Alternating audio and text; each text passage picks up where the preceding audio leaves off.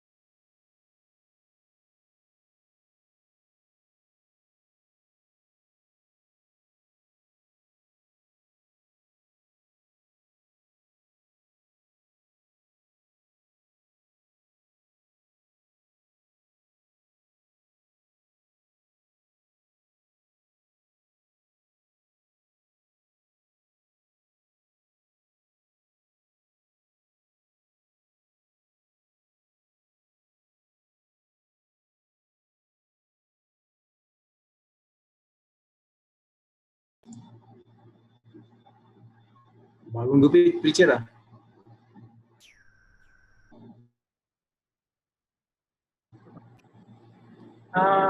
Ako tumabas yan.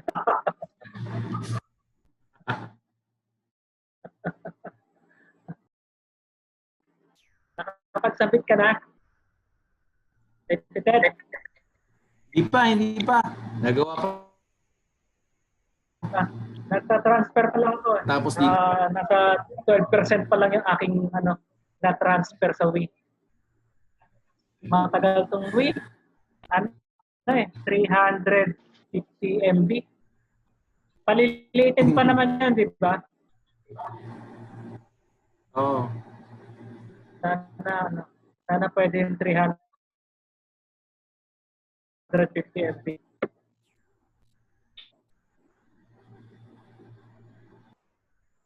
Hindi, tapos na eh.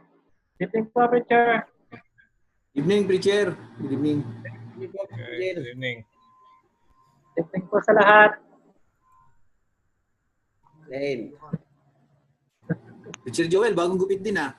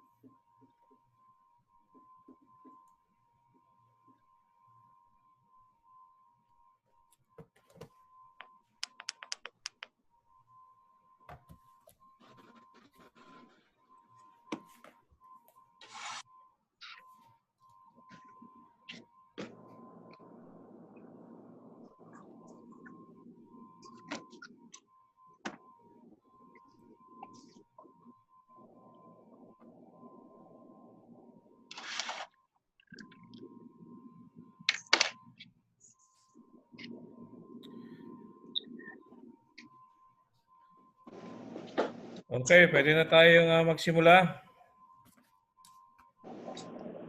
So far, 25 na ang nakapag-login na.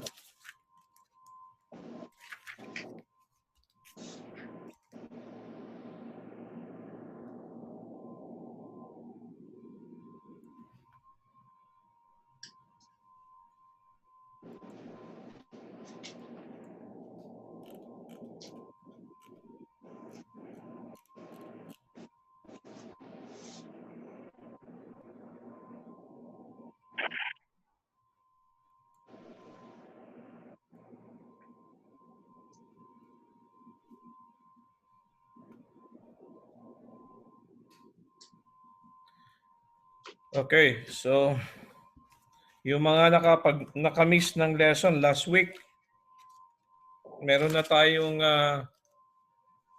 recording. So habulin nyo na lang so you can request for the recording lesson. At pwede nyo na siguro pakinggan yan in your own convenient time para sa ganun ay makasabay kayo. So you can do that. So i-message na lang si Robert, available na ba yung last week?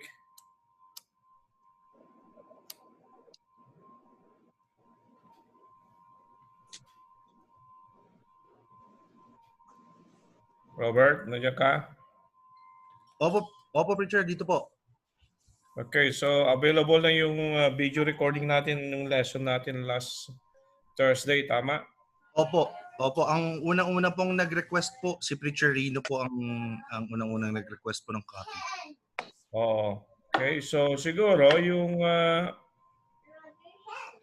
mga coordinator na lang or Deo, you can also ask someone to help you to be able to find out who among our members who missed the lesson so that they can just, download or have the copy so that they can hear the lesson in their own convenient time para sa ganun ay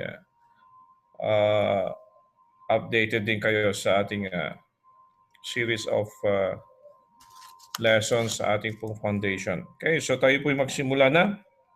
So magandang gabi sa inyo lahat. So kumusta ang lahat? Evening po. Good evening po, preacher. Magandang gabi rin po, preacher. Magandang gabi po sa lahat. Good evening po. Good evening So po. COVID negative ba lahat? By God's grace po. Pagpray nyo, Amen. maaaring mga taga-Jeddah, hindi nyo alam, I don't know kung na-share na sa inyo, si Brother Norbert ay positive siya. At nandiyan ba siya ngayon? Wala. At nung isang araw ay medyo nahirapan siyang huminga. So madaling araw po yun eh. So he decided to go to the hospital or clinic pero pinauwi din after consultation. So sabi niya medyo umokay na siya. So I don't know today. Anyone who communicated with Robert?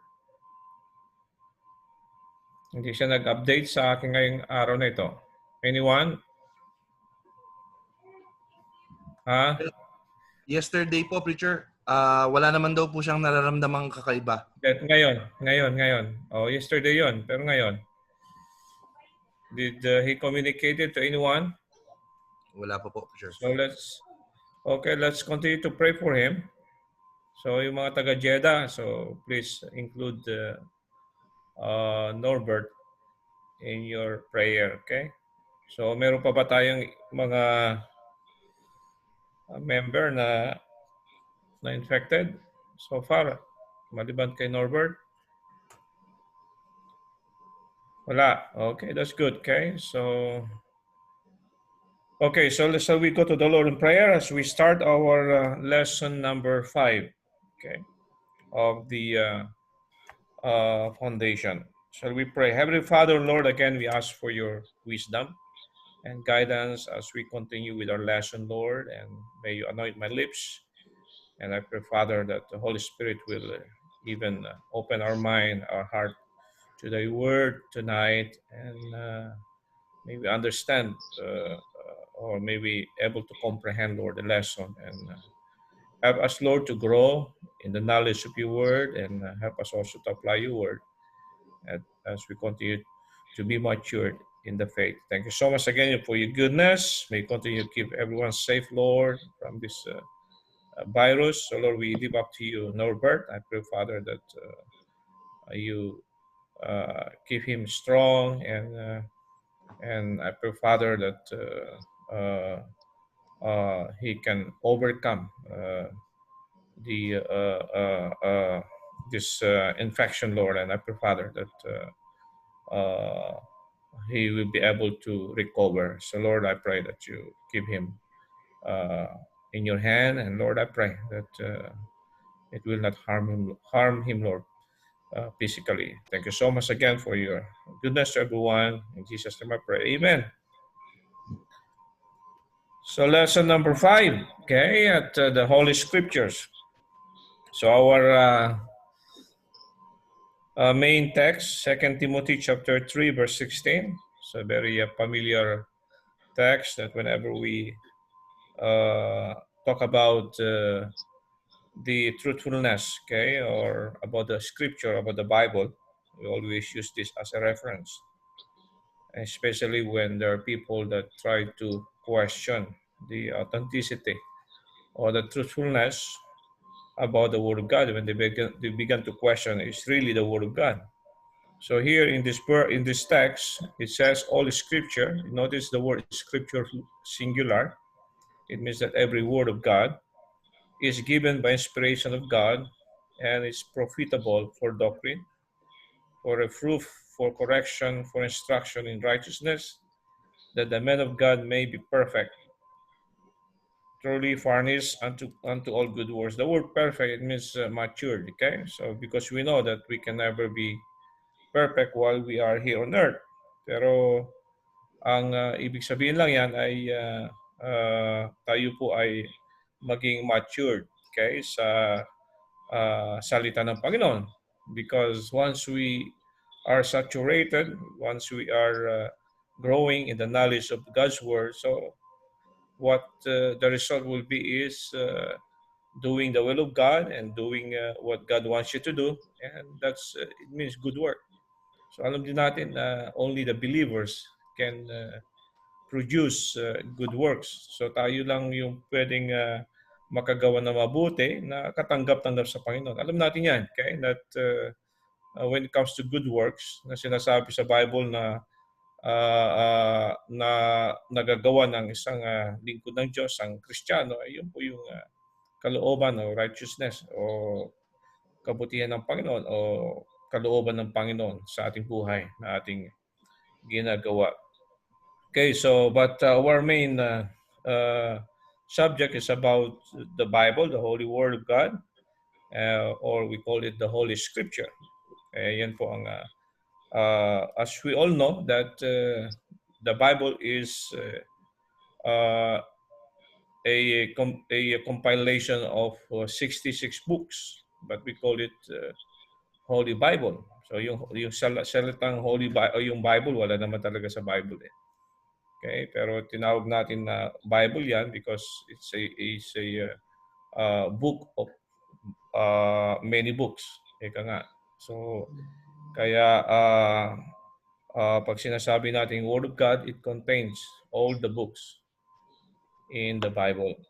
So in our introduction, the Bible tells us that the Bible is infallible Word of God. The word infallible, it means no error. Okay? So walang pagkakamali. Ibig sabihin perfect yan, means divine. It is inspired. So the word inspiration means the influence of the Spirit of God upon the minds of the scripture writers in writing God's word to men, or God's revelation. So the word inspiration, I believe that is also very familiar to each one. Once you are inspired, okay, at siguro in many ways, na-experience natin yung inspiration sa ating buhay din. Pag ikaw ay inspirado, so mapapansin mo that, something is moving you to be able to do things. Not necessary na ikaw ay not necessary that you have the, kumbaga sa yung bang ikaw napipilitan, kundi ikaw ay talagang you are being motivated to do something or extraordinary. Parang ka nga. So isa pang maaaring natin gamitin yung inspiration nung siguro sa mga nanliligaw, di ba? Inspired ka sa na manligaw. So kaya pag inspire ka manligaw, inspire kang sumulat ng love letter, talagang nakaka-compose ka ng magandang love letter. Ika nga, inspired ka dun sa tao na nagustuhan mo. So, and I remember, nung ako'y nanliligaw, there was a time na nabalikan ko yung mga letter na yan. At naglilinis ka, di ba? Nabuklat mo yung mga love letter mo noong araw. And you wonder how you'll be able to write those love letters. Di ba? Ngayon parang hindi mo na kayang isulat pa uli yun eh. O, uulitin mo man, nasabihin yung mga words na yun, parang hindi mo na masabi. Because, during that moment, na talagang sinusulat mo, inspired ka. So yun pong ibig sabihin yan. Kaya hindi ka magtataka talaga na talagang kung basta you'll be able to do something na parang hindi mo akalain magawa mo. Yun ang ibig sabihin yun. So the same thing with those 40 authors. Nung sila po ay pinili ng Panginoon na isulat ang salita ng Diyos, they were inspired by the Spirit of God. It means they were moved by the Spirit of God. It means they were in the influence. Kaya sabi niyan, influence of the Spirit of God.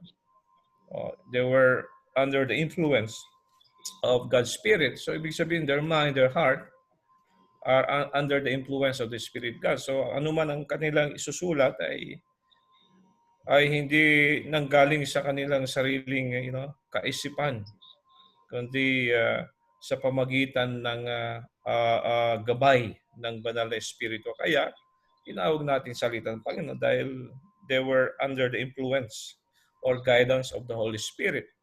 Kaya inspire. Ibig sabihin, hindi talaga yung salita ng Diyos hindi talaga sa kanila nagmula. Kumbaga ang mismo ng Diyos ang nagbigay ng tamang kaisipan nila o knowledge or wisdom para kung ano man ang isulat nila ay dinidikta ng Banal na Espiritu na kanilang isulat. Kaya sinasabi natin palagi na the Bible, we believe that it is authored by God or by the Spirit of God. Okay, so irrefutable evidences as the unity of the Scripture, the fulfillment of the prophecies in a scientific accuracy, and transforming power of the Word of God to compel every honest thinker to admit that the Bible is a book of God. So, alam nyo, kahit mga unbelievers, pag binabasa nila ang Word of God, so of course, based on their own wisdom, nakikita nila yung karunungan din ng salita ng Diyos para sa kanila. Pero iba pag ikaw ay Kristiyano na. Iba pag ikaw ay meron ng Banal na Espiritu. Ikaw ay mayroon ng salvation. So, talagang yung Spirit of God is now dealing with your spirit, kaya mas iba yung pagkaunawa mo na.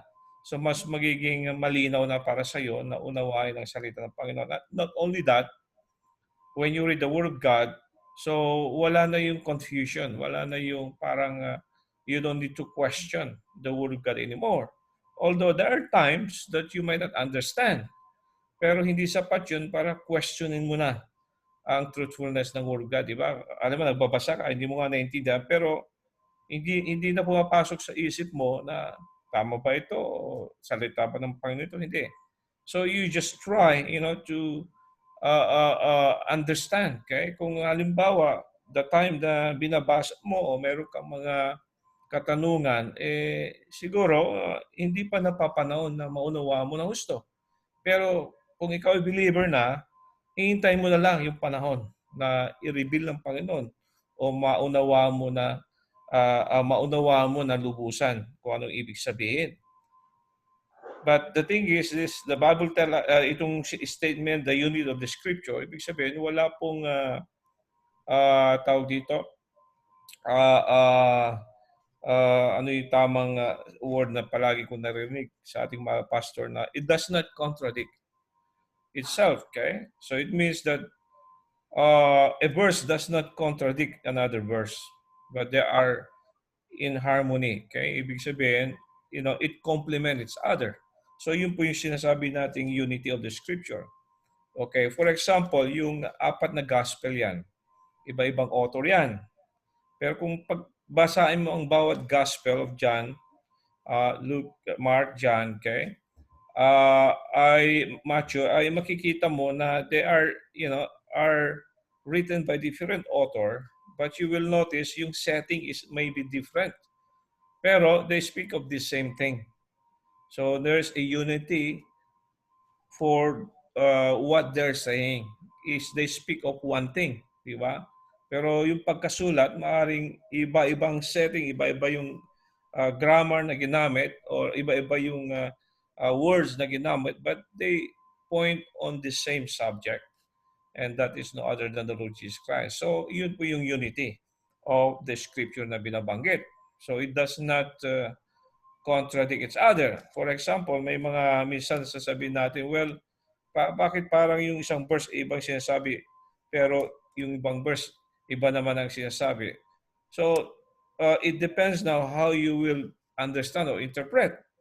Pero the best thing, sometimes when you study the Word of God, is let the Scripture interpret itself. Ito ang dapat tumanim sa isipan nyo, okay? Lalo ng mga preachers, that you just let the Scripture interpret itself. Okay? Sometimes, hindi mo naman kailangan ipaliwanag pa ng husto para maunawaan. Although, siyempre, pag ikaw nagtuturo, ikaw nagpre-preach, siyempre, yung yung pinapaliwanag mo yung bawat salita na nababasa mo sa Word of God para lang siguro mas maunawa mo lang in the English language or sa ibang lingwahe. Pero, the best interpretation talaga na gagawin mo habang nag-aaral ka, let the Scripture interpret itself. Okay, so at na yung transforming power of the Word of God. So I believe each one of us can testify to that because of the changes that the Word of God made in our lives. Okay, so yung pagbabago ng ating buhay, kung saan mismo ang salita ng Diyos ang naging instrumento, o naging paraan para mabago yung buhay mo sa pamagitan ng salita ng Diyos. It only means that the Word of God is so powerful, the Bible tells us. Quick and powerful. Kaya yung pa lamang ay nagpapatibay na sa atin, di ba? Na ang salita ng Diyos ay totoo. Dahil nga sa ginawang pagbabago sa ating buhay. And each one of us can testify to that. May pagkakataon na gusto mong baguhin ang buhay mo sa sarili mong paraan, di ba? Pero hindi mo nagawa. Pero nung ang salita ng Diyos na ang naging paraan mo para magkaroon ka ng pagbabago sa buhay mo, doon mo nakita yung kapangyarihan ng salita ng Diyos sa buhay mo. So modernism will tell us that Bible contains the Word of God, but we strongly disagree with this. We believe that our Bible is the written Word of God. Pag hindi lang natin, kasi pag sinabi mo contains the Word of God, it means that hindi lahat ng nasa Biblia ay salita ng Diyos. So, ibig sabihin, it contains. Pag ibig sabihin, it contains, so ibig sabihin, hindi lahat ng nakasulat dyan ay talagang salita ng Diyos. Pero tayo, naiwala tayo that every word, every sentence, every paragraph, every verse, every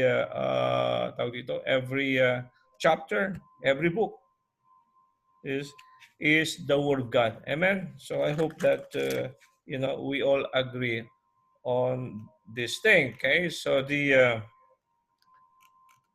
so what the Bible is to us. So that's the question, the first question. So what the Bible is to us. So it is a divine revelation of God to men. So it is divine revelation how God revealed Himself to us through His Word. Tama? So sa pamagitan ng salita niya ay pinakilala ang Panginoon sa atin. kung sino siya at hindi lang po yung sino siya, kundi dito natin makikilala na personal ang ating Panginoon o ang ating Diyos. So John chapter 5 verse 39, search the blank. Ano sagot yan? For in them ye blank, ye have eternal life. And they are they which blank of blank. So unang sagot yan, scriptures. Okay? For in them that you think that ye have eternal life.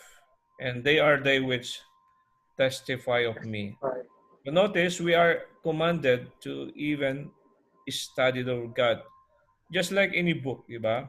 For example, how do you know God? How do you know about God? How do you know about heaven? About hell? You see? By reading the word of God. So there is no other book that you can read that speaks about God but the word of God. So any book, for example, if you are an engineer you want to, if you are an electronics engineer, for example, I'm a computer engineer. So if I want to know about computers, if I want to know about electronics, I have to read book that contains, on the subject of electronics and computers, di ba? So hindi naman, kung gusto ko pag-aralan ng computer, hindi ako magbabasa ng chemistry. Malayo na subject 'yon, di ba? So ikaw ay isang doktor, kung ikaw gusto mag-aral na maging doktor, basahin mo yung books about medicine, tama? So if you are a nurse, then ang gagamitin mo mga libro ay yung mga book that tells you about your profession as a nurse. So kahit nung tayo po ay nag-aaral sa kolehiyo, di ba? Sa mga subject na ating pinag-aaralan, kung ano yung subject, di doon ka rin, mag-dwell kung anong book na bibili mo, babasahin mo. So the same thing, okay? So it only it tells us that if you want to really know, okay, how to have eternal life, the Bible tells us search the scripture. So it's very important. So hindi mo malalaman paano ka magkaroon ng buhay na wala hanggan. So and that's how important the Bible is. Or if not of the Bible, then we all be lost. We will know what it means to have eternal life. So only through the Word of God. Okay? And since we read the Word of God and we came to know what it means to have eternal life, then tayo na mismo ang mag-testify.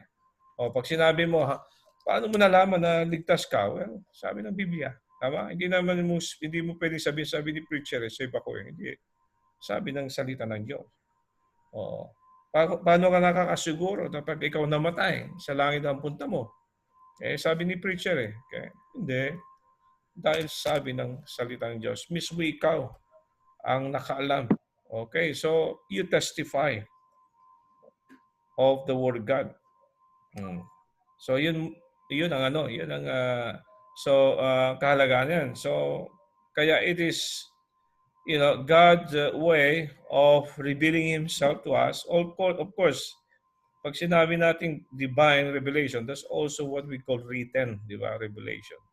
Kasi yung natural revelation, yun po yung how the Lord made Himself known to us through what? Through His creation, di ba? Sa pamagitan ng mga bagay na Kanyang nilalang. So, kaya nga hindi sapat, ito palagi natin sinasabi pag tayo nag-witness, hindi sapat na ikaw ay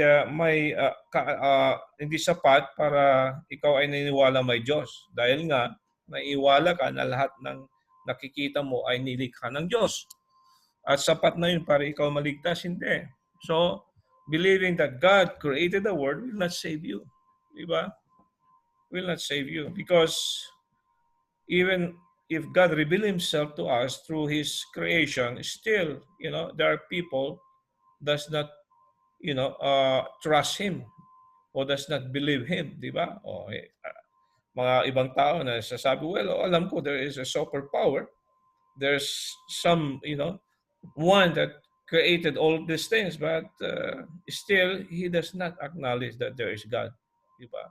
Basta na lang meron. Bagay na nilikha. Pero ang pinaka, mahalaga na kung na paraan para ang Diyos ay kanya ipakilala ang kanyang sarili ay sa pamagitan ng kanyang salita. Ito na yung pinakamahalaga na revelation. So kaya it's not just enough for you to believe that God created the world and you are saved. No. So you have to first, you have also acknowledge the fact that we have the Word of God given to us for God to reveal Himself. And this is how we can know how to be saved. Okay? So in God's love letter to men, yan, palagi natin narinig yan, love letter ng Panginoon sa tao. Why? Because it speak about, God telling us that He loves us. That He loves us unconditionally. That He loves us despite of who we are. So, kaya dito natin din nalaman, di ba, ang pag-ibig ng Panginoon. You will never know the love of God without knowing His Word. Parang ano din yan eh. Parang ikaw yung nanliligaw, di ba? Sa nililigawan mo, talagang sumusulat ka ng love letter. At doon lang niya malalaman na talagang may pagmamahal ka sa kanya eh. So without expressing your love, she will never know, di ba? Di ba mga dalaga? Hindi naman, nandiyan ba si Ellie? Kaya si Ellie dapat talagang sabihin niya. Hindi lang yung patingin-tingin. Kahit sabihin ni Ellie, sa isip niya ay tinitingnan niya si nandiyan pa si Ses? Pero paano maniniwala si Ses na may pagtingin si Ellie kung hindi sasabihin ni Ellie? So hindi sapat na tumitingin lang si Ellie, di ba? Nasasabihin niya may pagmamahal siya kay Ses. Hindi, dapat sabihin niya, sumulat siya ng love letter. Para sabihin niya na talagang may pagmamahal siya. Ganoon din yan ang Panginoon. Kaya ang salita ng Diyos, yan ay sinulat ng Diyos para sa atin. Para sabihin niya sa atin na mahal tayo. Kaya John chapter 3 verse 16, for God so loved the world that He gave His only begotten Son, that whosoever believe in Him should not perish, but have everlasting life. Okay, number 3, it is the portrait of Christ. He is the living Word, and the Bible is the written Word. Okay, nilalarawan ng Panginoon. Sabi nga ng Biblia, di ba, in the beginning was the Word. In John chapter 1. And the Word was with God. And the Word was God. So sagot yan, Word. Sino yung Word na yan? In verse 14. And the Word was made flesh. Yung Word na yan, na Diyos, at nagkatawan tao. Made flesh. Flesh, di ba? And dwell among us. And we beheld His glory as of the only begotten of the Father, full of grace and truth. Ito may doktrina dito eh, itong verses na binabasa natin. Okay? It speaks about Christ becoming man or God becoming man. So dito pinapakita rin niya, and the Word was made flesh and dwell among us. So makikita niyo sa pamagitan lang ni Kristo that God will dwell in men. Because the thing is this, tayo bilang makasalanan, at Diyos ay banal, so how God can dwell in us if we are sinners? Because God is holy. Imposible, tama? Kaya sa pamagitan lamang ni Kristo, na ang Diyos ay maaring manirahan sa atin. So katulad din ng banal na espiritu. But that can only happen once we, accepted Jesus Christ as our Lord and personal Savior. As the moment we put our faith upon the Lord Jesus Christ. So that's the only time that God dwell in us, when Jesus Christ dwell in us. Oh.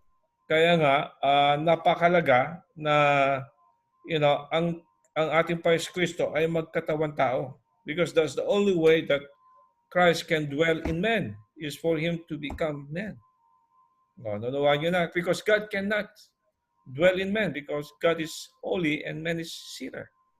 So Christ must become man so that He can dwell in men. Okay, so that's exactly what happened when Jesus Christ came into our life or in our heart.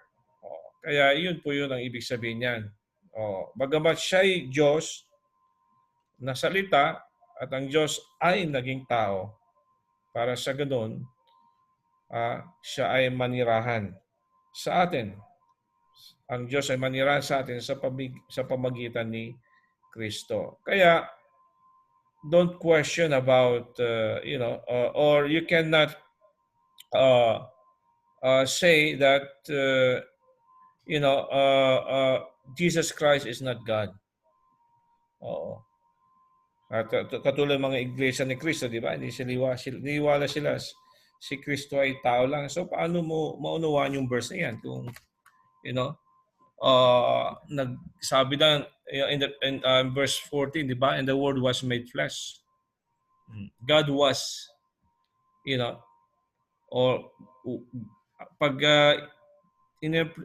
para may paliwanag mo na uso, the Word, which is God, become man. So, ang tao, kung tao si Kristo, hindi na siya kailangan maging tao pa uli. Tama ba? Bakit siya naging tao, nagkatawang tao? Dahil mayroon pa siyang ibang nature. Ibang persona. At yun yung pagka-Diyos niya. Kaya hindi pwede mo sabihin na si Kristo ay tao lang dahil hindi siya pwedeng magkatawang tao ulit kung tao siya. So siya ay Diyos na nagkatawang tao. So doktrina po yan. Okay, fourth, it is the foundation of the believer's faith and practice and the basis of his new life in Christ. So the Word of God is the very foundation where we base our faith and practice. So ano man yung nagiging batayan ng ating paniwala, wala iba kundi salita ng Panginoon. Bakit nga naniniwala sa ganito? Dahil sabi ng salita ng Panginoon. Bakit ka naniniwala na ang kaligtasan ay sa biyaya lamang ng Panginoon? Dahil yan ang sabi ng Biblia. Ganun tayo. Okay? Hindi mo pwedeng sabihin, well, sabi ng tatay ko sabi ng lolo ko sabi ng lolo ng nanay ko kahit sabihin mo, kahit sa pinakadulo ng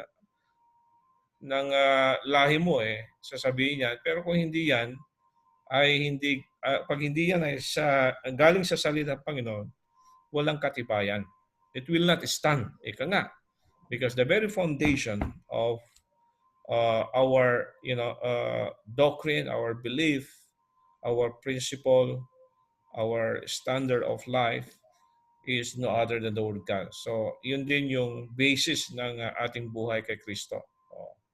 Kaya Galatians chapter 2 verse 20.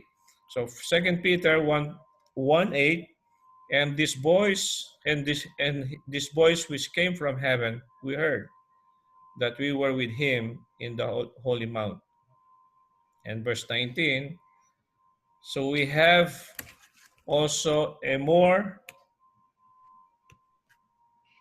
sure word of prophecy. Sure word of prophecy, whereunto ye do well that take heed as unto a light that shineth in a dark place until the day dawn and the day star arise in your hearts. So alam din natin na pag tayo ay nagpapatotoo, di ba? kung saan nababatay yung ating ginagawa, ating binubuhay, at minsan we have to testify before men, that we have to tell to people, okay? O saan ba nakukuha o saan mo ba binabatay ang purpose ng buhay mo o saan mo ba binabatay ang buhay mo and I have said before that we always say that Christian life is a way of life.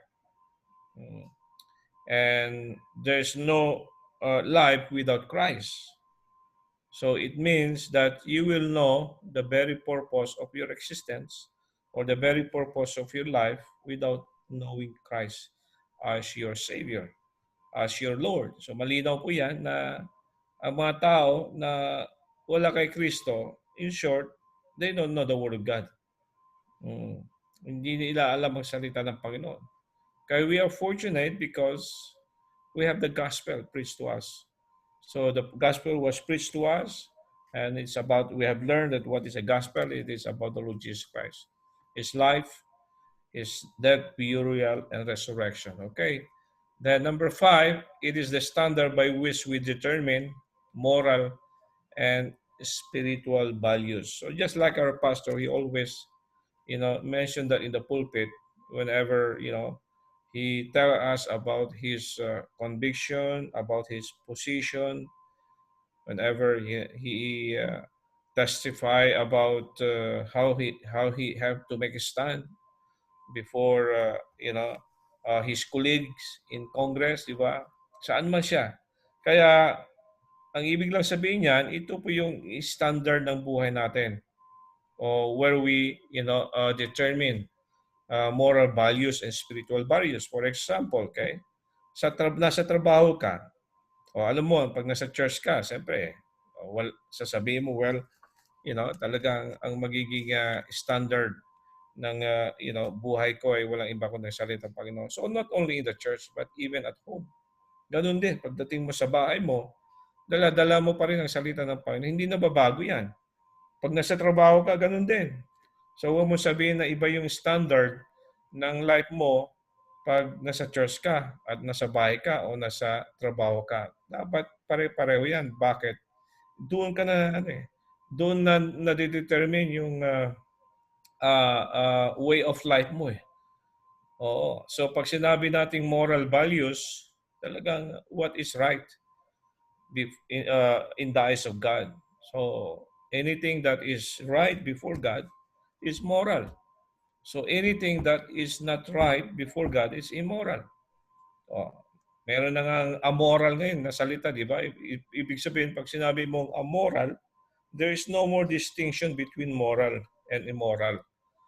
Kaya marami mga tao na, ang nagiging standard nila, wala naman masama sa ginagawa ko . Sa tingin nila, walang masama. Pero pag ang salita ng Panginoon ang humatol sa kanila, masama. Dahil it's no longer about morality that the Bible speaks about. It's no longer about spiritual values that the Bible speaks about. So anything that is out of God's word is not moral or not spiritual. That's what it means. Ibig sabihin lang, for example, may kasabihan that everything the Bible speaks about is moral, and a law does not necessarily, men's law does not necessarily moral, di ba? Oo. Dahil, for example, okay, sa naging desisyon, di ba? Naging desisyon ng congressman. Sa kanila, they base their decision on the law. So dahil sabi na, batas to, kaya tama yung decision namin. Pero kung isipin mo, yung batas ba ay tama? Baka mali yung batas na naging batayan nila. Di nagiging immoral yan. For example, pag ginawa yung batas sa Amerika na ginawang legal na yung ang tawag doon?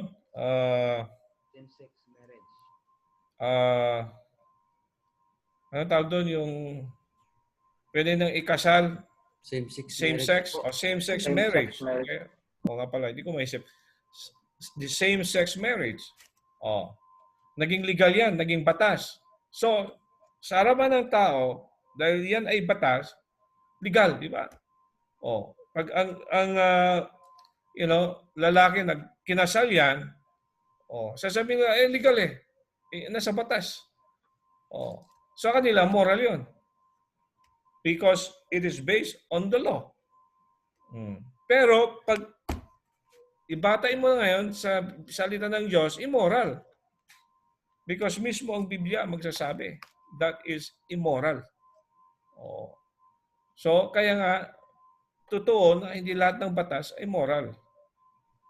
Pero lahat ng moral ay biblical. Or ay salita ng Panginoon. So, there's nothing immoral in God's Word. Pero, in man's law, hindi lahat ay maging tama. So, yan ang, kaya mas maganda na ang ating buhay ay nababatay sa salita ng Panginoon kaysa nababatay sa batas ng tao. Dahil ang batas ng tao, hindi lahat moral. Maaling legal, pero hindi pwedeng maging legal, pero immoral. Pero ang salita ng Diyos, lahat yan ay moral. Okay? So, kaya napakaganda buhay natin. Dahil nothing is immoral in the Word of God. So, pag ang buhay mo, standard of life mo, based on the Word of God, so anything. You know what is right and what is wrong. Kaya, ganito, pag meron tayong pagtatalo, halimbawa, meron tayong hindi pagkakaunawaan o pagkakaintindihan, maaaring sabihin mo, hindi, preacher, tama ako pero mali ka. O sabihin ko, hindi, tama ako pero ikaw mali. Ngayon, para malaman natin sino ang tama sa ating dalawa, puntahan natin ang salita ng Diyos. Dahil ang salita ng Diyos ang magsasabi kung sino ang tama, sino ang totoo. Kaya ako, hindi ko pwedeng sabihin sa iyo na lahat ng sasabihin ko, lahat ng ginagawa ko, tama. Maaaring ako mali. Dahil kung ang sabi ng salita ng Diyos, mali ako, so I have to accept that. I have to say that I was wrong. Ganun yun. Kaya mahalaga na ang batayan, ang standard ng ating, moral at spiritual value ay walang iba kundi ang salita ng Panginoon. Because we can be wrong, but we have the Word of God to make us right. Okay? Kaya all Scripture is given by inspiration of God and it's what? Profitable for doctrine. Balikan natin. Profitable for doctrine. Ano yan?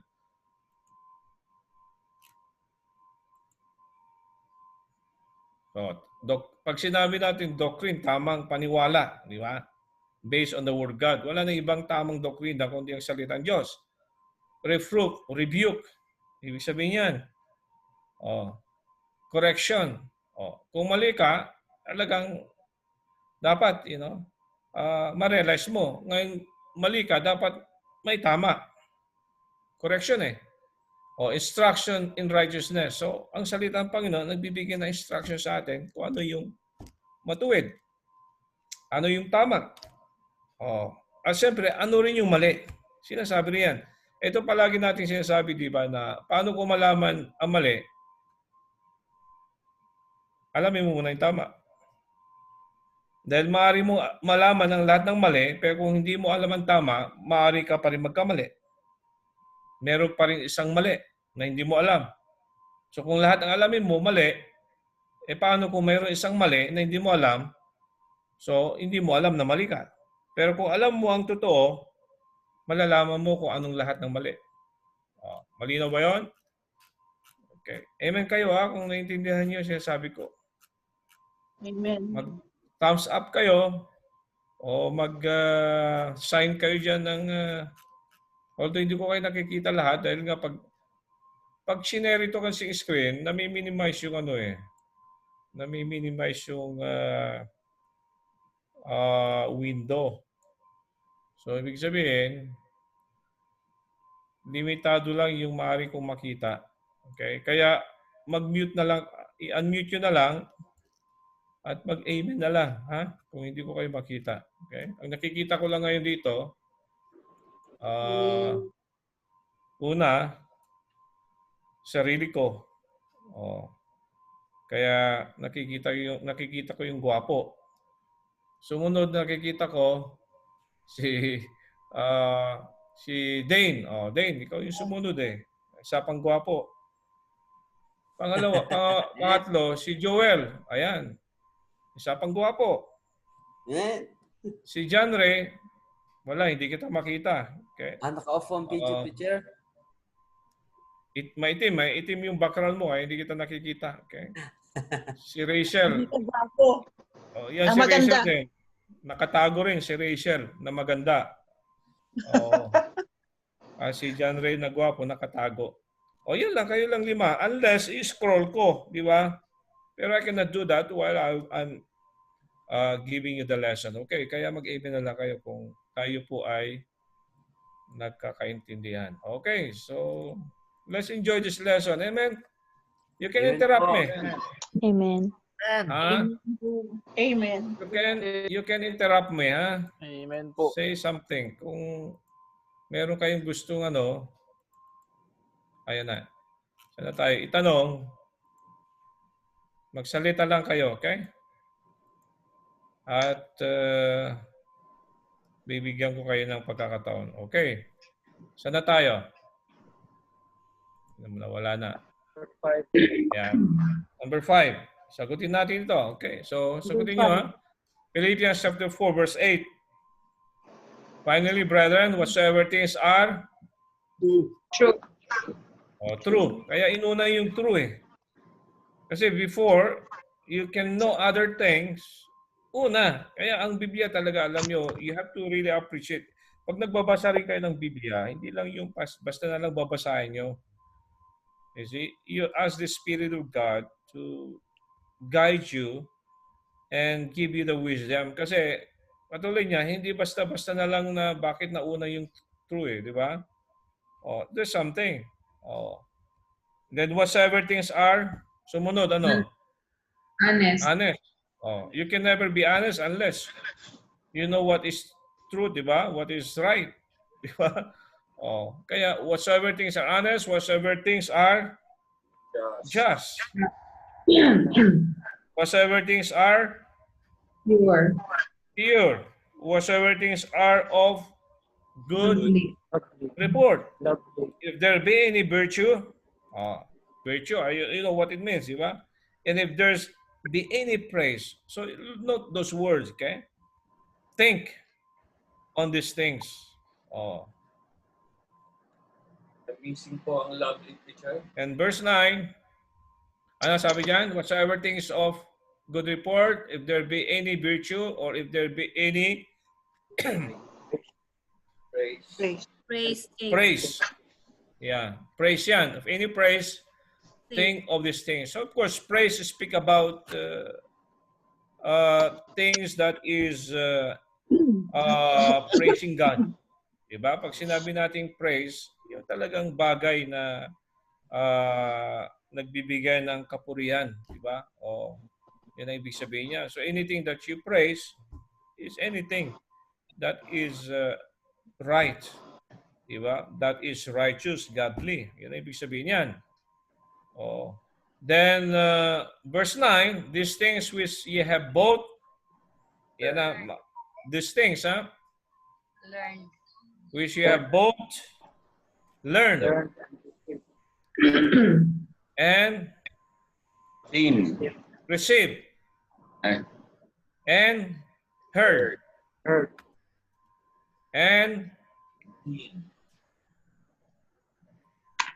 and seen in me. Okay. Those things which you have both. Dalawang sagot yan eh. Okay? Seen in me. both learn And and receive. receive And heard. and heard and seen in me, Me. do. And the God of peace shall be with you. Okay? So una, okay, mga bagay na inyo pong natutunan at tinanggap at narinig sa akin, sabi niya, and seen. Narinig at nakita, do. So anything na inyong, natutunan sa salita ng Panginoon, di ba? Lahat ng mga bagay na inyong tinanggap mula sa salita ng Diyos at lahat ng bagay na inyong narinig. Yan. At nakita. Kaya makita nyo, hindi lang, it's not only, kaya nga ito yung testimony ng ating salvation. Hindi lang talaga natanggap mo yan eh. Pag sin, ibig sabihin, you experience it. Yun na yung katibayan na ito'y inyong naranasan kasi nakita mo na. Hindi lang nakita mo sa ibang tao, kundi nakita mo sa sarili mo. It happened. Kaya nga salvation is a personal experience, di ba? Kaya pag experience na yan, ibig sabihin, you cannot refute anymore.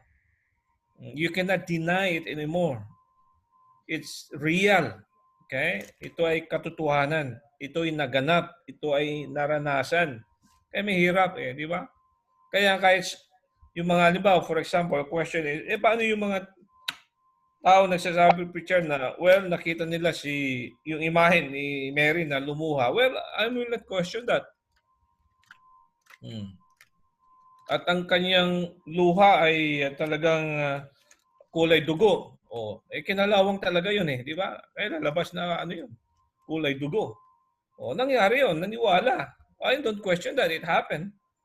Pero, the thing is, sa atin, anong mas may katibayan na karanasan? Yung totoong karanasan na batay sa salita ng Panginoon.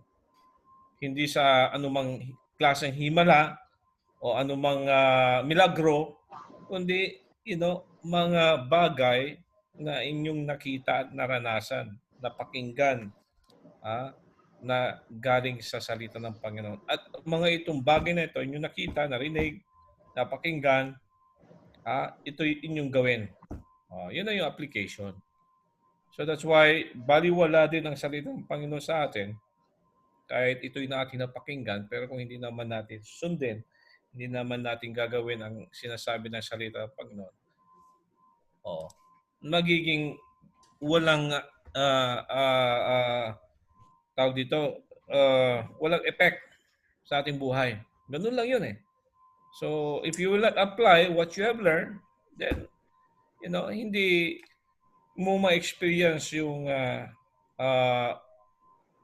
tawag dito, yung magiging resulta nito kung ito'y i-apply mo sa buhay mo. Okay, so that's why it's very important that we have to apply what the Bible says.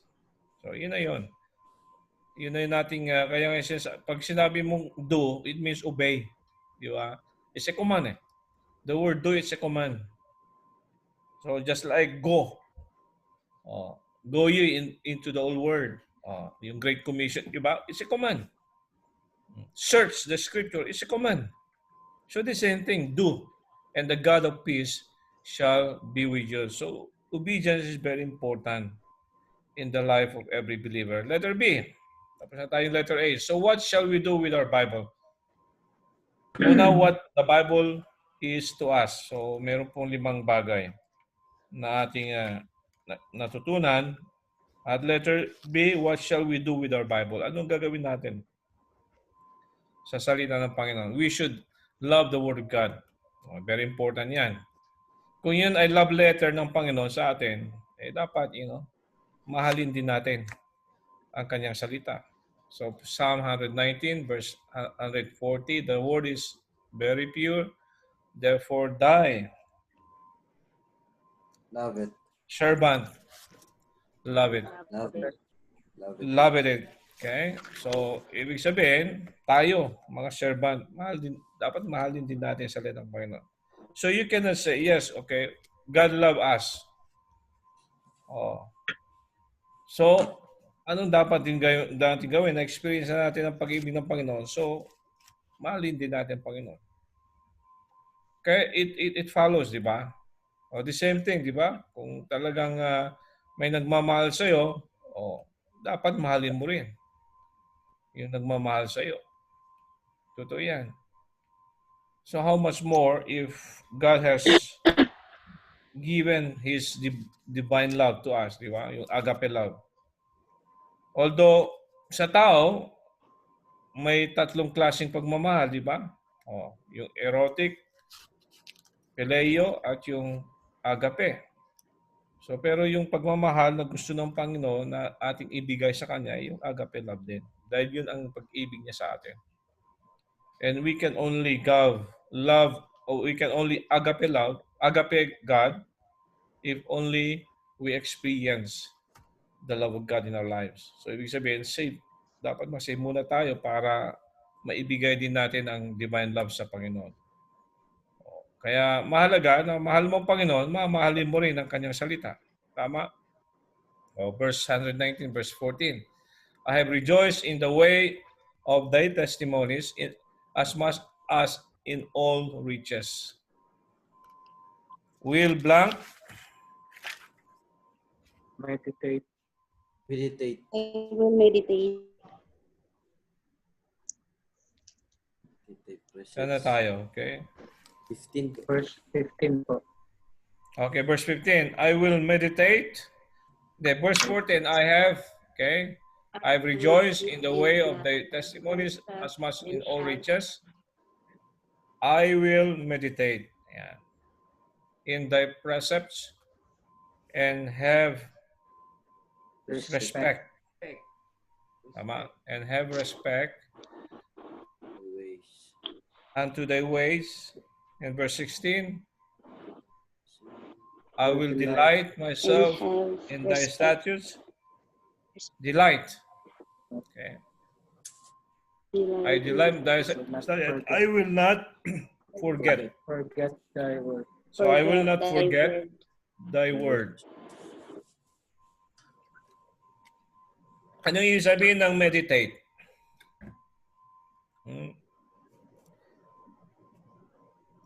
For example, you heard the word of God, and you do. The Bible tells us.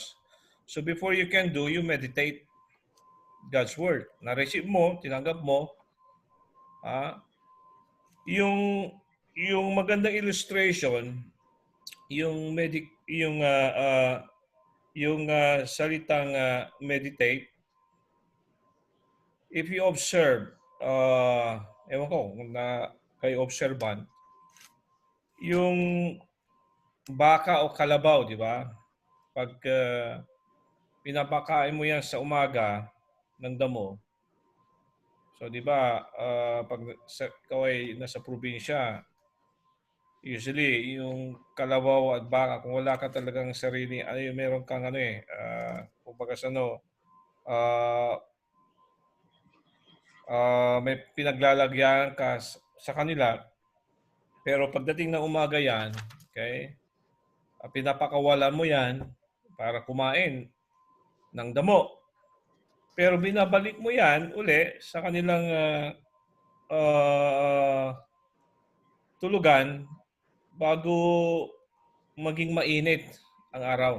Siguro alas 10, alas 11, kailan nakabalik na yan sa silong. Sa ilalim ng puno o saan man mo, o sa kulungan niya.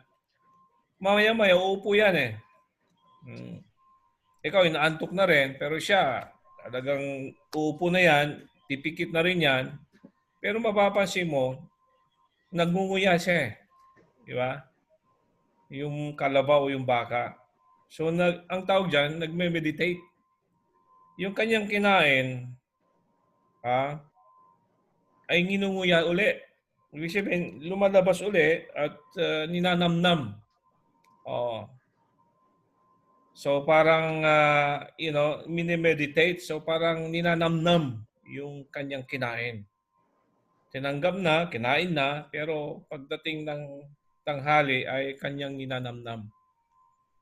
Ganon din yung larawan ng isang Kristiyano na ninanamnam yung salita ng Diyos. After niyang tanggapin, ay mini-meditate niya. Oo. So that's how you will really meditate the Word of God after receiving it. Para sa ganun, pag mini-meditate mo na, ma-realize mo na ano yung kagandahan ng salita ng Panginoon. Ano yung maaari mo nang gawin pagkatapos mong i-meditate. So you decide now what you have to do. You know exactly what you should do. Yun na yung you do na. You follow now or you obey the Word of God. So yun ang ibig sabihin niyang meditate. So kaya the same thing. For example, even before you go to bed tonight, you meditate the Word of God. Ganun yung ibig sabihin yan. So you put it back into your memory, and you try to remember again, try to fully understand, or try to see, ano yung naging, applicable sa buhay mo sa salita ng Panginoon. Okay? Then pangalawa, we should be doers of the Word. So hindi lang po na ating mahalin ang salita ng Panginoon, gawin natin ang sinasabi ng salita ng Panginoon. James chapter 1 verse 22, but be blank doers of the word and not hearers only. Deceiving yourself. So, importante ito eh. Kasi pag hindi mo talaga i-apply ang salitang Panginoon, kahit napakinggan mo yan, ano yung sinasabing deceiving yourself, magiging baliwala sa'yo. Ibig sabihin yan. Naging baliwala na napakinggan mo. So, kasi parang yung deceiving yourself, you pretend. Di ba? So, if pretending, it means nothing really, change. Di ba? Nagkukunwari. Tawag doon? Tagalog pretending? Ha? Ano sa Tagalog pretending? Nagbabalat kayo. Nagpapanggap. Ayan. Nagpapanggap. So, ibig sabihin, you're pretending, di ba? Ibig sabihin, you're deceiving yourself, di ba? Ano pa yung salita na parang masama pakinggan, di ba? Hypocrites, di ba ganun? Iba yung sinasabi mo, iba yung ginagawa mo. Parang ganun. Sinasabi mo ito sabi ng salita ng Panginoon, pero hindi mo naman ginagawa. Yun, deceiving yourself. And I believe we are all guilty of that. Because, useless ang salita ng Panginoon sa atin kung hindi natin i-apply ito sa ating buhay. Okay, next. Psalm 119 verse 162. I blank at thy word. I rejoice. Rejoice po. Rejoice po. Rejoice at thy word as one that findeth great spoil. So I rejoice at thy word. Ibig sabihin, talagang dapat, saan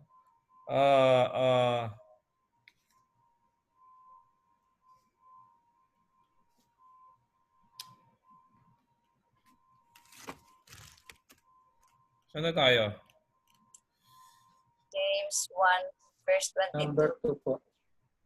Nasa ano pala tayo? Nasa doers na tayo kanina. Bumalik tayo doon.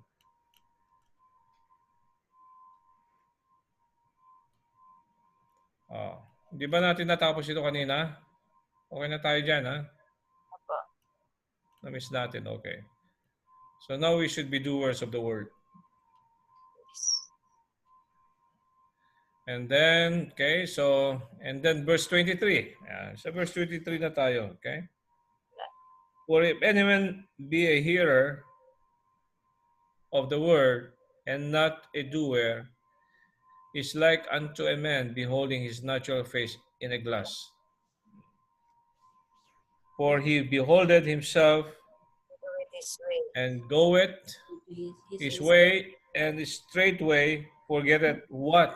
Manner of man. Forget, forgetteth what manner and man he was. Oh. So, ibig lang sabihin lang na pag hindi mo ginagawa ang sinasabi ng salita ng Panginoon, yun ang larawan mo. Okay? Na talagang para bang sinasabi dito na hindi ka nabubuhay sa katotohanan. Kung ika nga, parang nagtatago ka sa katotohanan, tinatago mo yung sarili mo, at hindi nagiging totoo ang buhay mo. Kaya if you are not a doer of the Word of God, then you cannot live a real life. Ika nga, hindi ka pwede mabuhay na totoo kung hindi mo gagawin niya. Kasi hindi lang pwedeng sabihin mo, well, alam ko. Hindi. Ang katanungan dito, ginagawa mo ba? Hindi yung pwedeng sabihin mo lang, well, yes, sabi ng Biblia, tama yan. O, tama nga, pero ang sagot, ginagawa mo ba? Kasi kung tayo ay nabubuhay na hindi ayon sa salitang Panginoon, yun. Kasi we become hypocrites. So wala tayong pinagkaiba sa mga Pharisees. O, yung bang, yung iba yung lumalabas sa bibig nila kaysa kanilang ginagawa. Di ba, iyan din yung ugali o attitude ng isang self-righteous.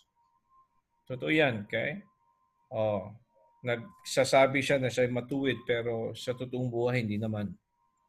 Kaya yan ang resulta ng isang Kristiyano na hindi gumagawa kung anong sinasabi ng salita ng Panginoon. Ibig sabihin, hindi mo ginagawa ang kautusan ng salita ng Panginoon. Okay? And then, as newborn babes, we must desire the sincere milk of the Word of God. So as a new believer, lalo na yung mga bago, so you always desire to have the Word of God because that's how you will grow in your Christian life. So sa matagal ng Kristiyano, dapat hindi nawawala yung desire mo na yan. It should follow, okay, that although you are no longer a baby in Christ, pero you are after also with things that make you grow in the faith. And the only way for us to grow, the Bible tells us, diba? Grow in the grace and in the knowledge of the Lord Jesus Christ. So 1 Peter chapter 1, chapter 2, verse 2, as newborn babes desire the sincere milk of the word that we may grow thereby.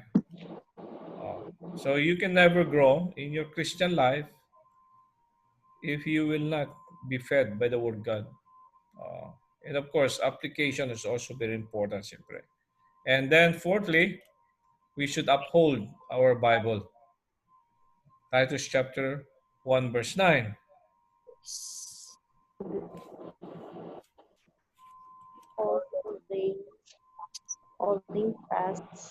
Holding fast the faithful word as he had been taught, that he may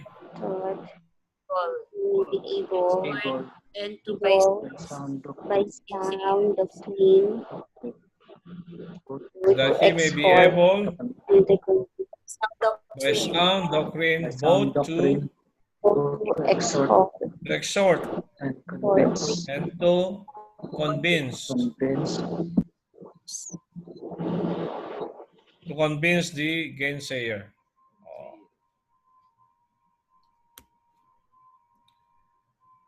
Sabi ng Biblia na mahalaga na there's also a verse, I don't know kung nandito sa verse na ito, na if you have been asked about your faith, that you know how to answer, diba? If you have been asked about your hope of heaven, that you know how to answer, you know how to testify, how you be able to answer those who ask you any question, because that is another basis of upholding the word of God. It means you know exactly what the word of God is, what it tells you to do, what is right, and what taught you, so you be able to to uphold it. Ibig sabihin, alam nyo, although may pagkakataon na you have to depend, di ba? Ang salita ng Panginoon. Halimbawa, pag mayroon dyan ibang tao na tinitira ang salita ng Panginoon, hindi sumasang-ayon sa iyo, hindi siya naiwala sa salita ng Diyos, pero dapat ikaw na mismo, alam mo kung paano i-depend ang salita ng Panginoon. But there are times that you can just read the Word of God and it can depend itself. May pagkakataon na most of the time, pag mayroon mga tao na question ang salita ng Panginoon, babasa mo lang yung Bible, yung verse, sapat na yun eh.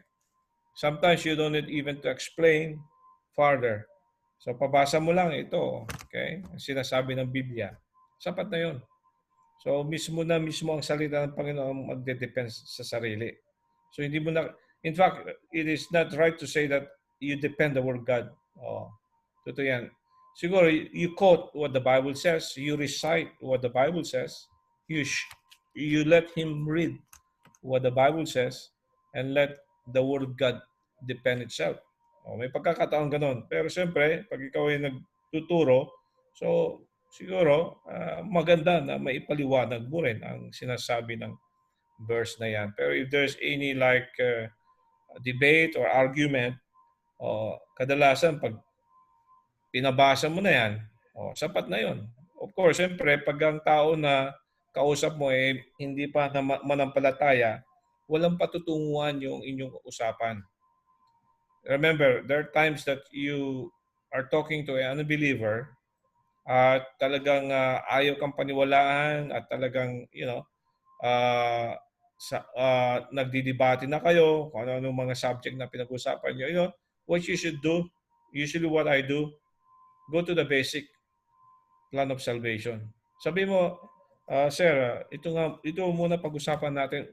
We can, get into that subject later. Pero dito muna tayo sa pinaka-basic plan of salvation. Yung gamitin mo muna yung Roman road. Gamitin mo muna yung 4 basic truths. Gamitin mo na yung soul winning. So you should dwell more on soul winning than entertaining debates, entertaining arguments. So because hindi masasave yung tao na yan pag doon kayo mag-dwell sa pagdidebate. So ang gawin mo, sabihin mo, well, magandang pag-uusapan yan, kapatid. Magandang subject yan. Pero before we can get into that, so makinig ka muna. Mayroon lang gusto ipaliwanag sa iyo yung tungkol sa kaligtasan. Alam mo, pag ikaw namatay ngayon. So doon ka mag-dwell muna kasi kahit anong gawin mo na pagpapaliwanag sa kanya ng mga doktrina na alam mo, hindi niya maunawaan yan. Bakit? Kasi unsaved pa yan eh. Natural ang men pa lang yan. Ibig sabihin natural ang pag-iintindi niya sa salita ng Diyos. Wala pang conviction yan. Wala pang hindi pa na-enlighten.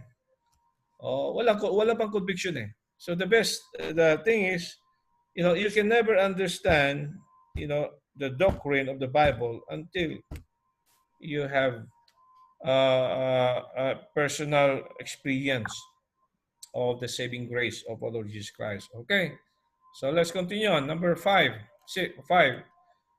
We should let the word of God dwell in us richly.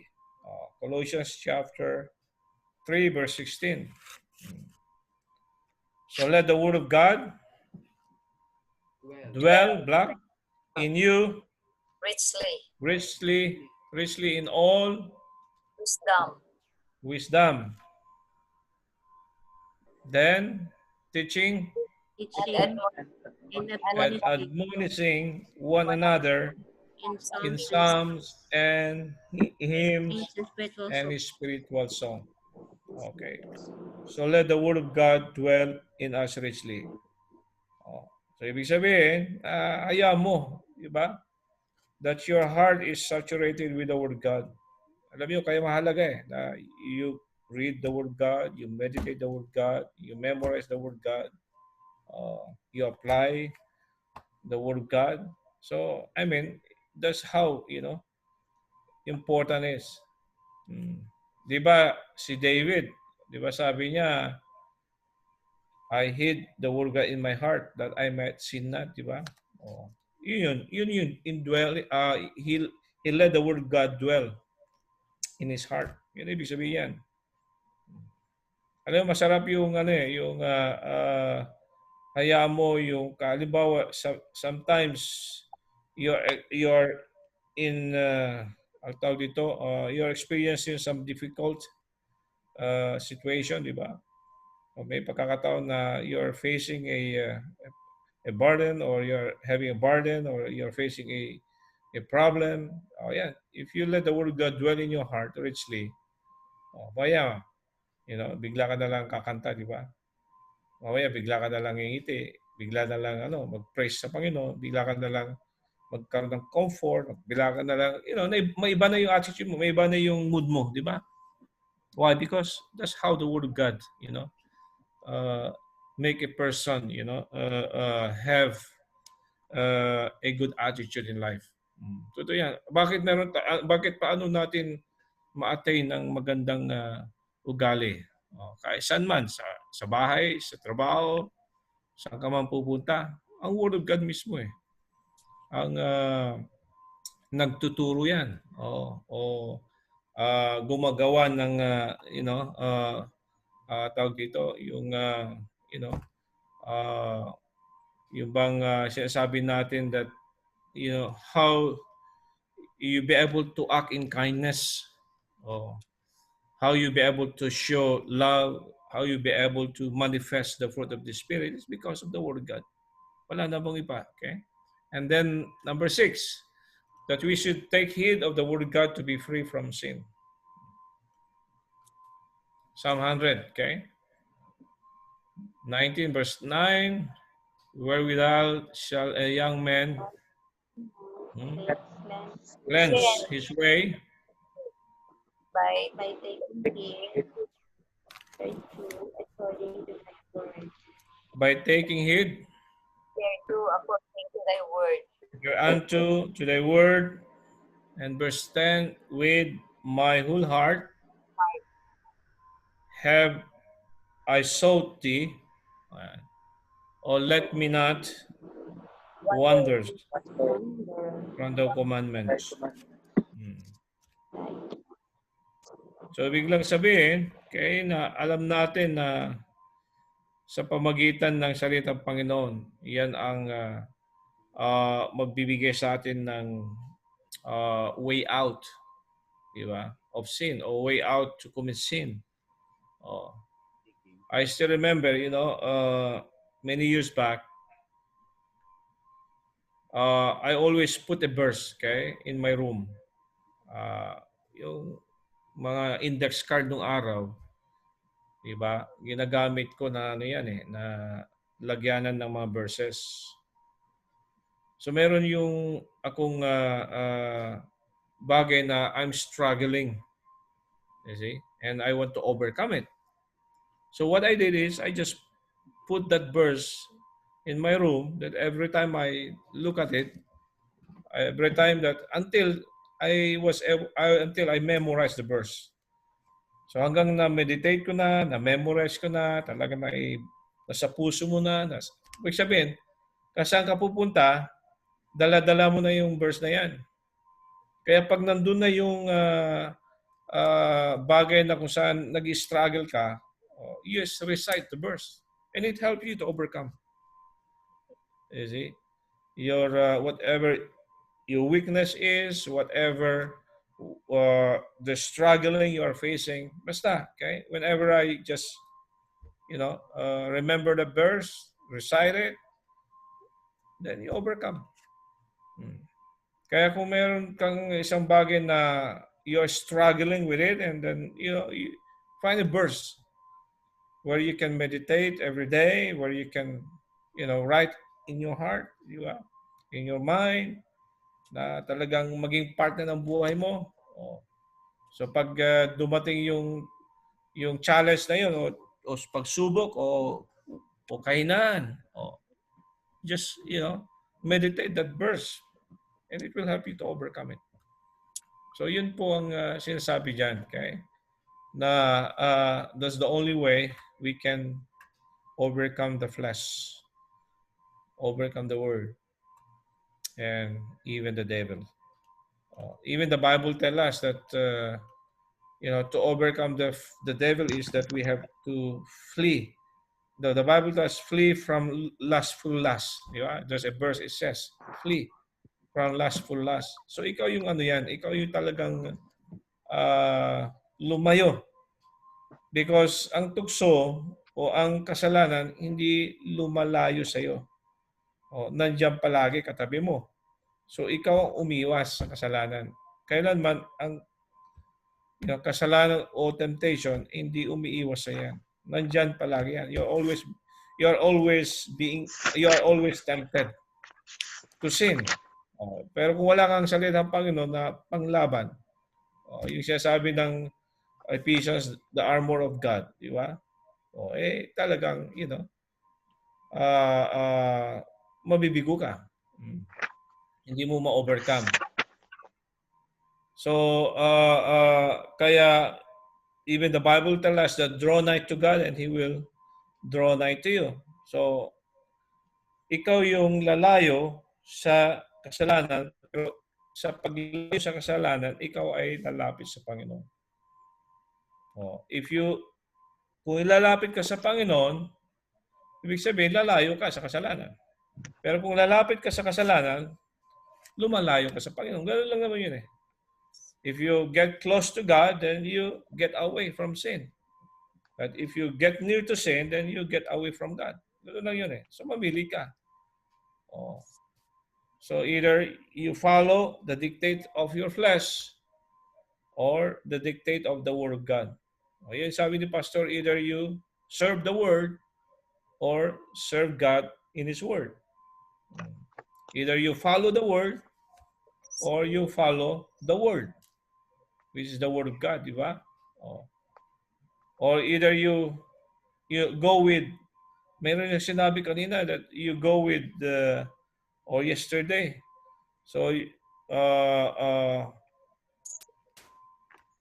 hindi, yung Kristiyano na buhay, parang katulad ng isda that he go against the stream. Di ba? A live fish go against the stream, but a dead fish go along with the streams. Ibig sabihin, ganun din sa buhay ng isang Kristiyano. Either you go along with the Word or you go against the Word. Or you go along with the Word of God or you go against the Word of God. So, Kristiyano, tayo naman ay although tayo niligtas para sa kabutihan o sa katwiran, pero since we still have the flesh, so there's a tendency that we follow the flesh. But since we already have the Word of God, God has given us His Word so that we can flee from sin, so we can run away from sin. Iyan ang ginagawa ng salita ng Panginoon sa atin. Okay, number 7. Why we should diligently study the Word of God. 2 Timothy chapter 2.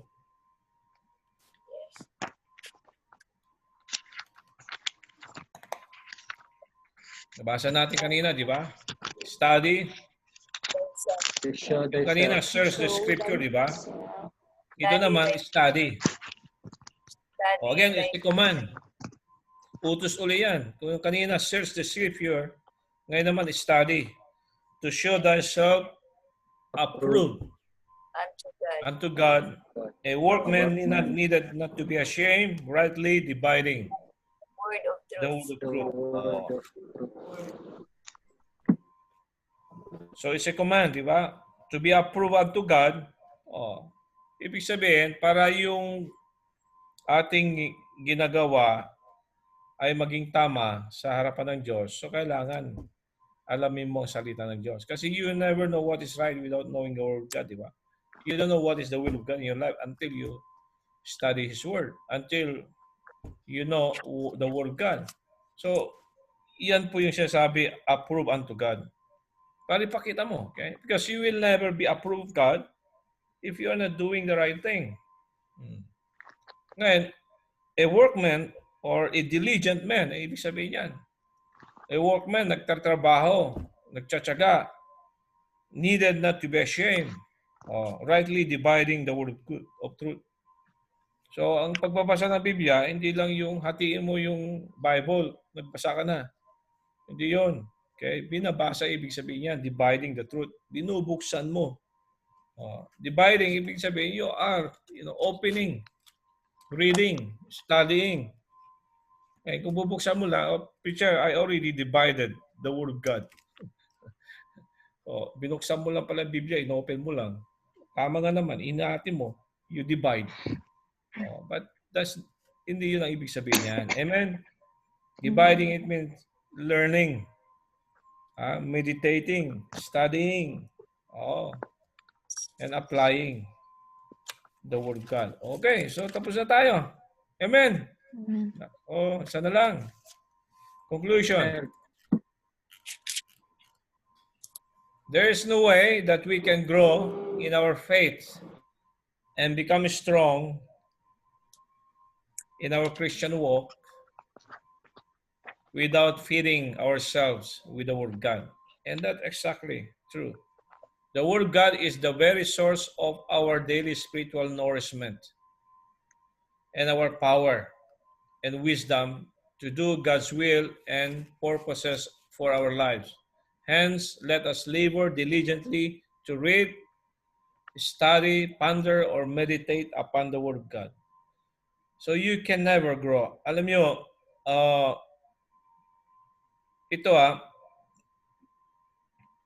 you cannot also grow in the Word of God alone. Just think about even kung sa salvation, you never know the plan of salvation without the Word of God or without someone explaining it to you what it means to be saved or to show you the Scripture. Just like the eunuch, di ba? Binabasa niya yung Biblia pero hindi niya naintindihan dahil someone has to guide him. Ngayon ko sa salvation, that is true. Even in our growth or even in our maturity or even in learning the Word of God. So still, we need someone to teach us. So there's always, a need to have a mentor in learning the Word of God. You never grow alone. Believe me, okay? Because if you can, so there's no need for church. There's no need to come to church, di ba? But prove me if you can grow mature or you can grow in the knowledge of the Word of God by not coming to church. Show me a person who never attended the church and yet he is growing mature in the faith. Wala pa. Nagpatutuo sa akin na mula ako nang saved, hindi ako bati ng church, pero ako'y lumago. Walang pwedeng lumago sa salita ng Panginoon na hindi umate ng church, na hindi nakikinig sa pagtuturo, hindi nakikinig sa preaching. Kaya ito isipin nyo, okay? Kung susukatin mo ang maturity mo ngayon, saan nababata yung maturity mo? Sa sarili mong pagbabasa o dahil sa pakikinig mo ng mensahe? O pagtuturo o pakikinig ng lesson? Sino dito magsasabi na, well, kahit hindi ako faithful sa church, pero masasabi ko na matatag ako sa aking spiritual knowledge, spiritual life? Dahil napakalaga ang eklesiya para doon ka, kumain ng pagkain spiritual. Parang yung bahay mo, sa pamilya mo, inalagaan ka sa bahay, dinamitan ka sa bahay, pinatulog ka sa bahay, inalagaan ka sa bahay, para doon ka lumaki na maayos. Tama? Maghanap ka ng isang tao na lumaki sa kalye. Maghanap ka ng isang tao na wala siyang tirahan. Tingnan mo kung anong klaseng buhay meron siya mula nung siya ay bata hanggang lumaki. Hindi siya mabuhay na maayos. Tama ba ako? Wala siyang tahanan na masasabi na kung saan siya kumain, natulog, dinamitan, at naturuan ng magulang.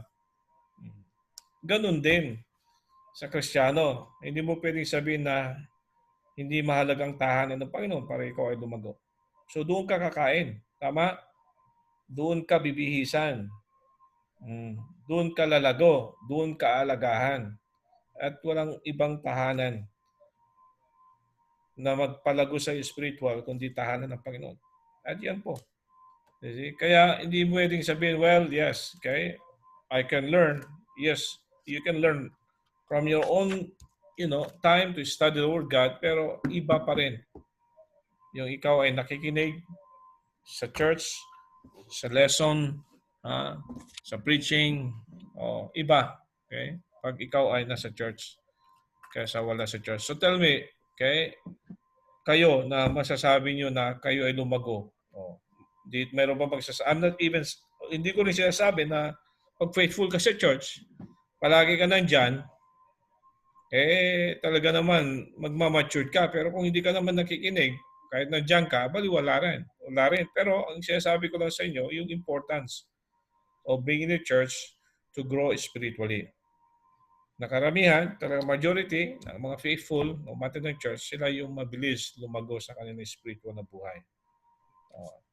Kaya, the thing is this, okay? Saan ba na-establish yung buhay mo talaga? Paano mo masasabi na matatag ka sa buhay Kristiyano mo? Sa kaalaman ng salita ng Diyos.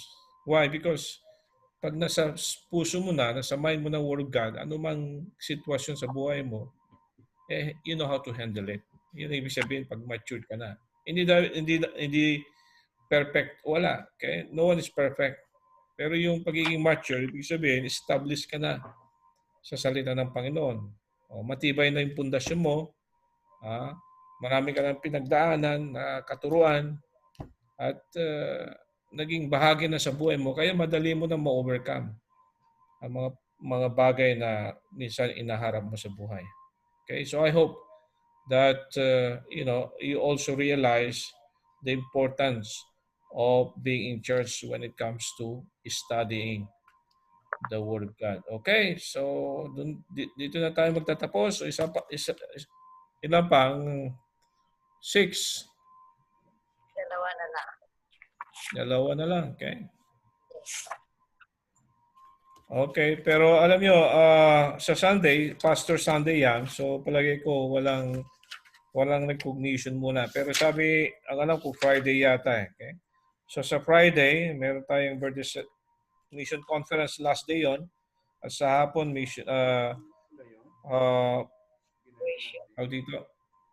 sa hapon ay birthday celebration. Okay, so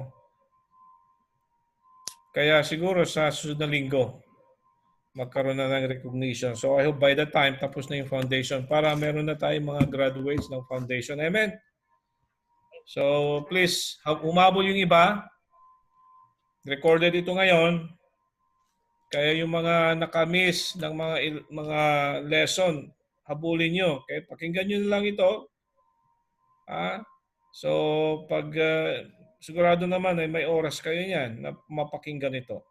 Bago kayo matulog, okay? Pakinggan nyo yung lesson para kayo ay mapasama na. Okay? So, Deo and Rino, so I hope that you're making the list, that we don't miss any of our people na hindi nakakasabay. Opo. Okay, so Friday.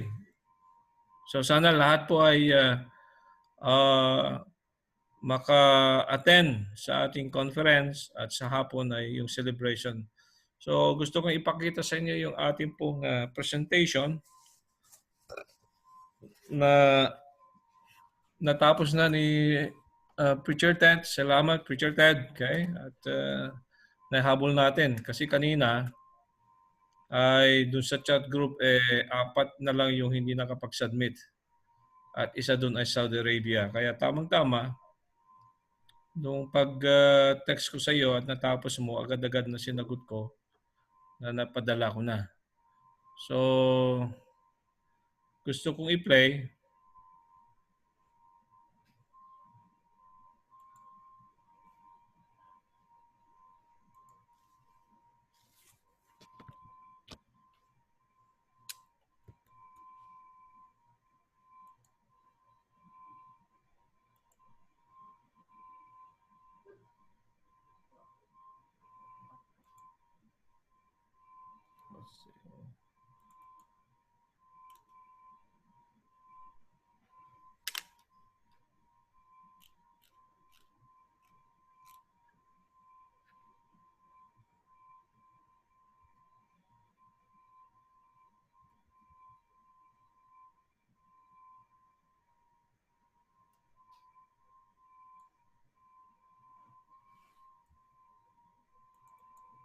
Let's see.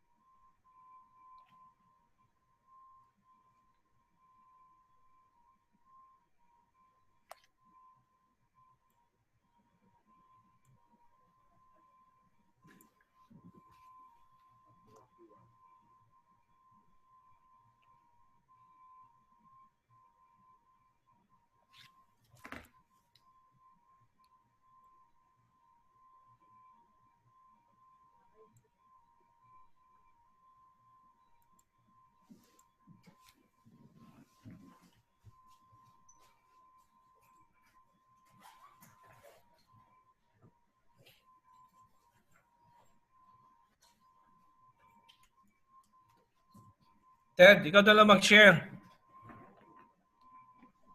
Doon ko lang plinay sa mobile ko pala kanina. Hindi ko pa na-download eh. Sige po, sige po. At maglo-lobat na yung aking... ikaw na lang mag-play, mag-share. Opo, opo. Yung edited ha, yung edited.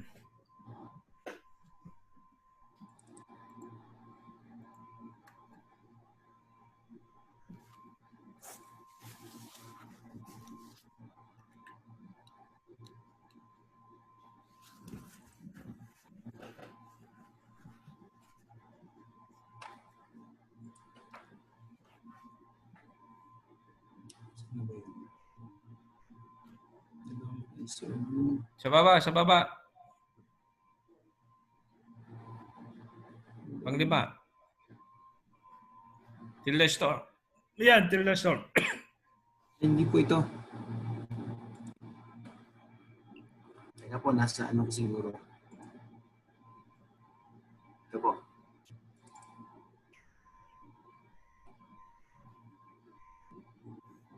So, yung pinadala ko na kanina, so final na yan. So, Ay, hindi po pero ito. mag-comment pa rin kayo kung okay.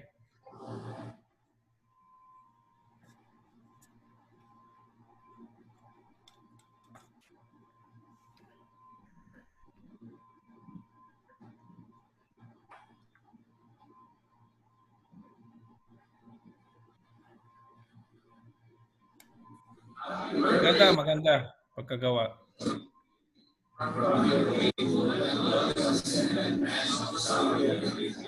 Hindi mo na share yung video.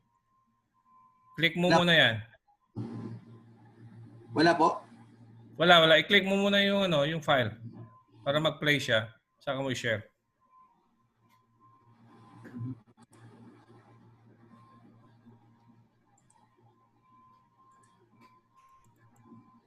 Ayan.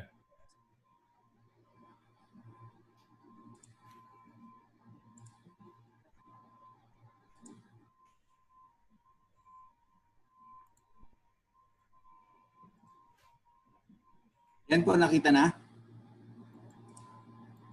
Wala pa rin po. Dali ah. I-open mo muna yung file bago mo i-share.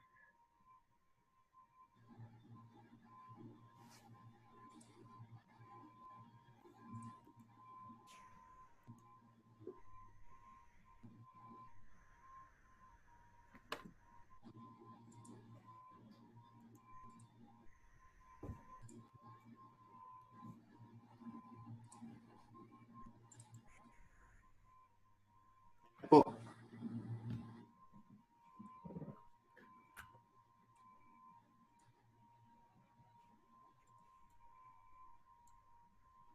Nakita na? Okay. Walang sound. No sound.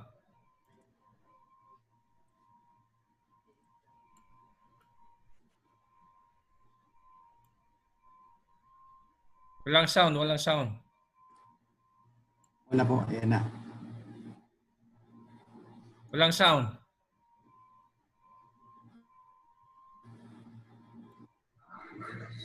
Yeah, okay na po. Walang sound.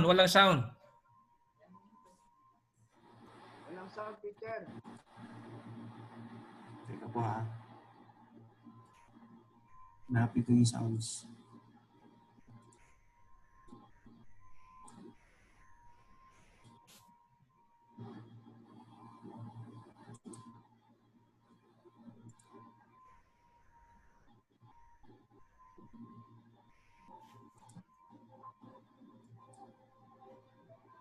Yan, meron na po. Walang sound. Wala pa rin.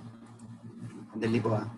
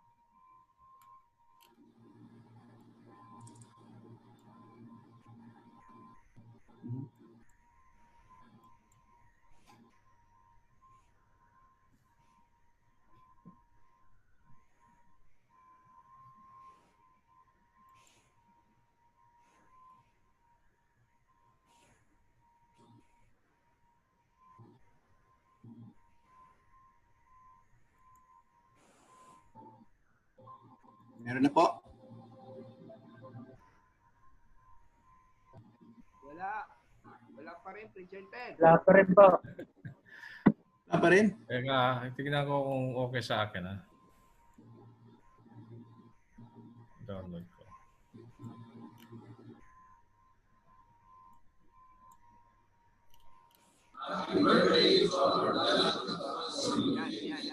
Ulitin mo.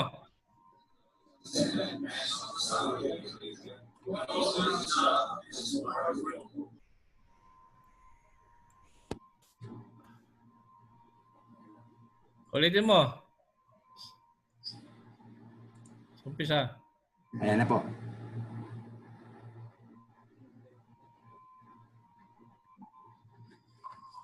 Meron na?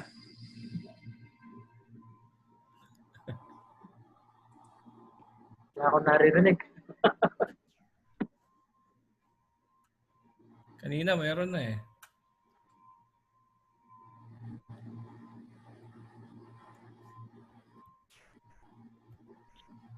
Pero may nang hina. Teka. Mahina.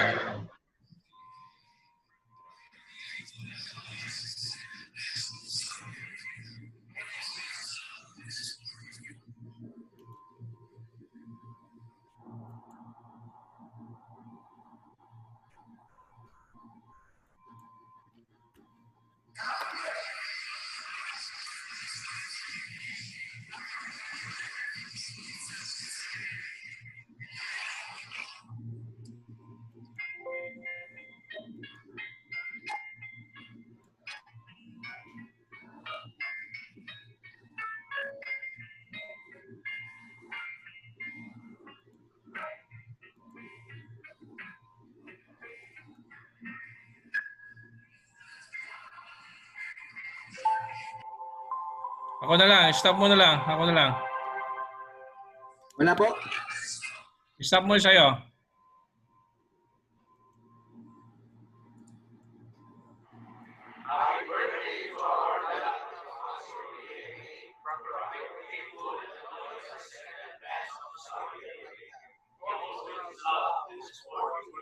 Okay, ako na lang mag-share. Sige po, sige po.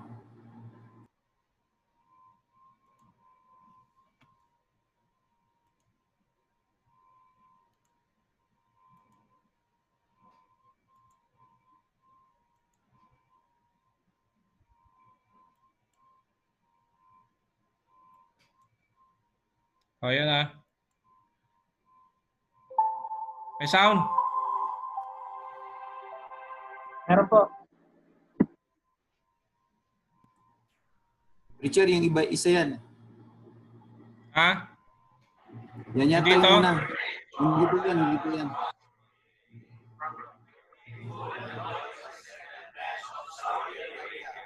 Pangalawang send ko po.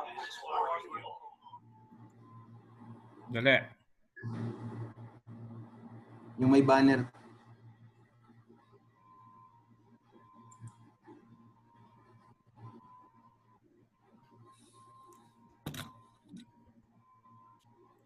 Parang hindi ko na-download ah. Teka.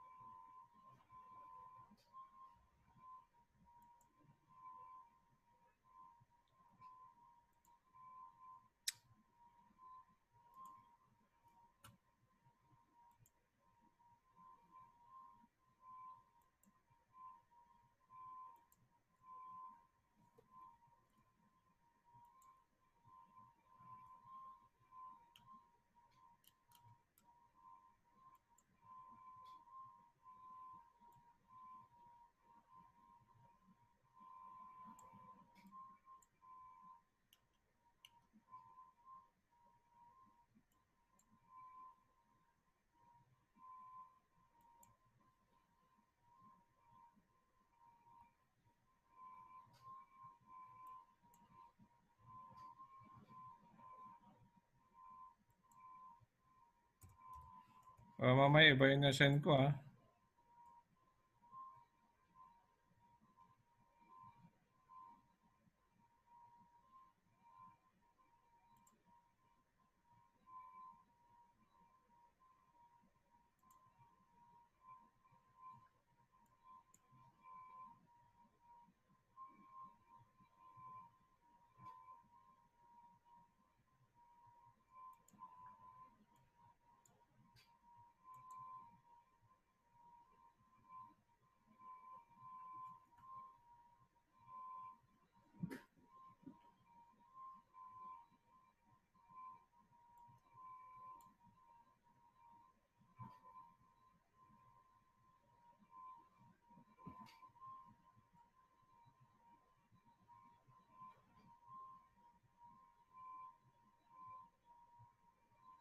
Kaya dina-download ko yung bago.